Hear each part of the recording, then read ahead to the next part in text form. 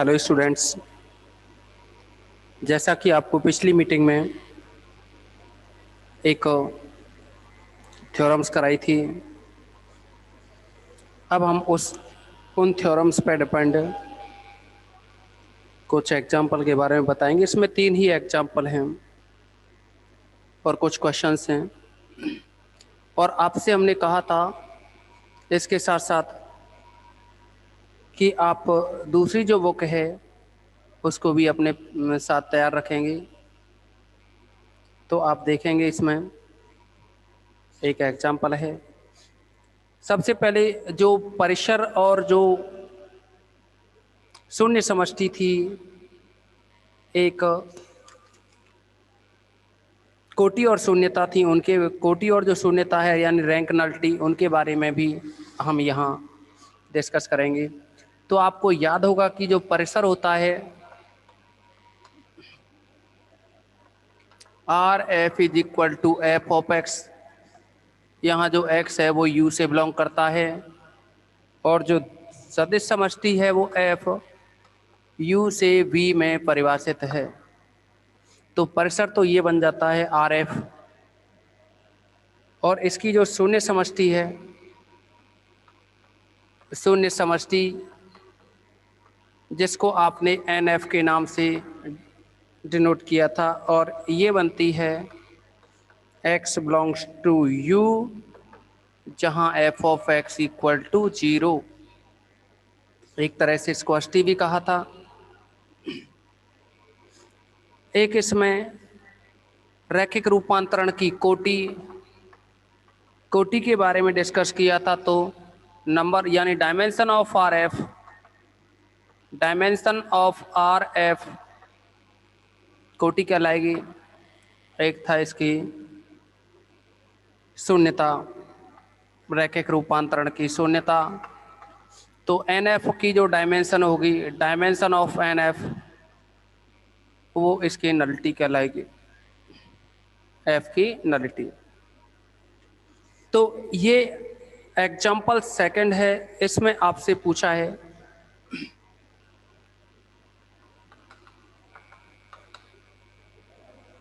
Example second के 2 भाग हैं। ये कहा है सिद्ध कीजिए कि V2R से V3R में परिभाषित निम्न प्रत्येक प्रतिचित्रण एक रैखिक रूपांतरण है। पार्ट फर्स्ट है, रैखिक रूपांतरण दे रखा है V2R टू V3R, और इसमें फंक्शन डिफाइन किया है F of A B is equal to A minus B comma B minus A comma minus A for all A B belongs to R. Okay, अब आप समझोगे इसमें कि एफ V2R से V3R में है, यानी इसका मतलब हुआ कि एफ V2R से V3R में परिभाषित है। तो इसका मतलब है V2R का मतलब हुआ यानी एक्स वाई के टर्म में, और V3R का मतलब हुआ एक्स वाई जेड की फॉर्म में। V3 का मतलब है एक्स वाई जेड, 3 कोऑर्डिनेट्स होंगे। V2R का मतलब है, यानी ऐसे कह सकते हैं V2 का मतलब 2D में और V3 का मतलब 3D में। ओके, अब आपको ये जो फंक्शन दे रखा है एफ, जो कि डिफाइन है a minus B comma B minus A comma minus A for all A B belongs to are.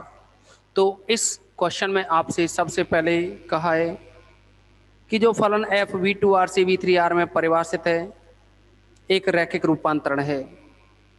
रैखिक रूपांतरण के साथ साथ कहा है कि इसमें इसका परास कोटि एवं शून्य समष्टि और शून्यता ज्ञात करो। परास यानी परास कोटि एवं शून्य समष्टि और शून्यता। एक तो आपको परास निकालना है, दूसरा आपको कोटि निकालनी है, तीसरा आपको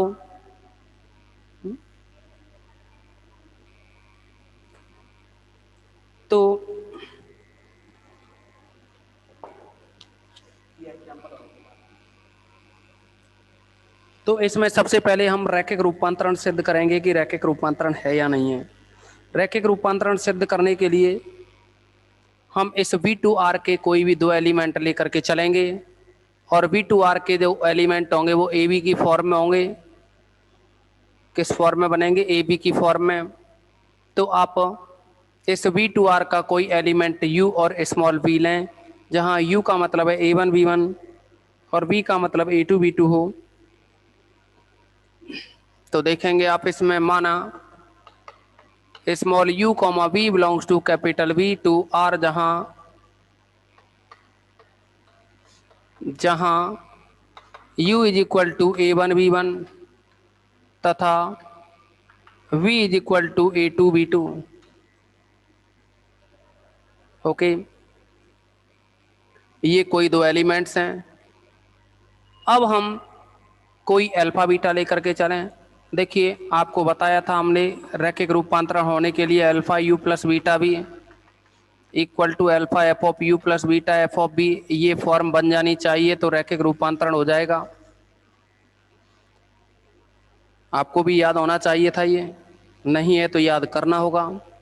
अब समझें आप, कोई भी दो एलिमेंट लें, यदि alpha comma beta belongs to field F, F की जगह अपने पास फील्ड आर है, तब F of alpha U plus beta B is equal to F of alpha U, U की वैल्यू है अपने पास A1 B1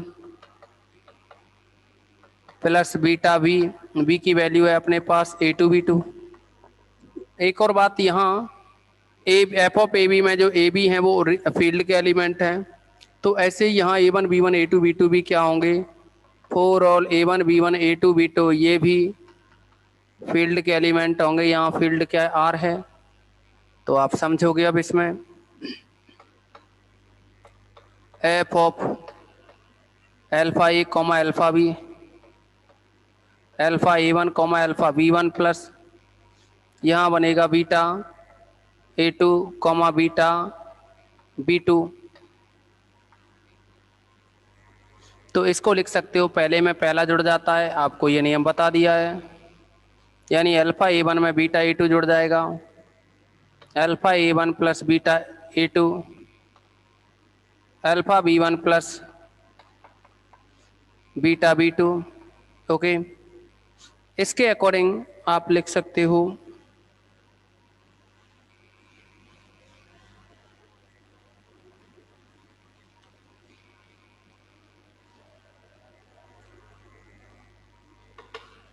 आप ऐसे समझेंगे, यहाँ फंक्शन ऑफ ए बी है तो ये a माइनस बी होता है, फिर b माइनस ए होता है और ये फिर माइनस ए होता है। तो इसको a समझो पूरे को, ये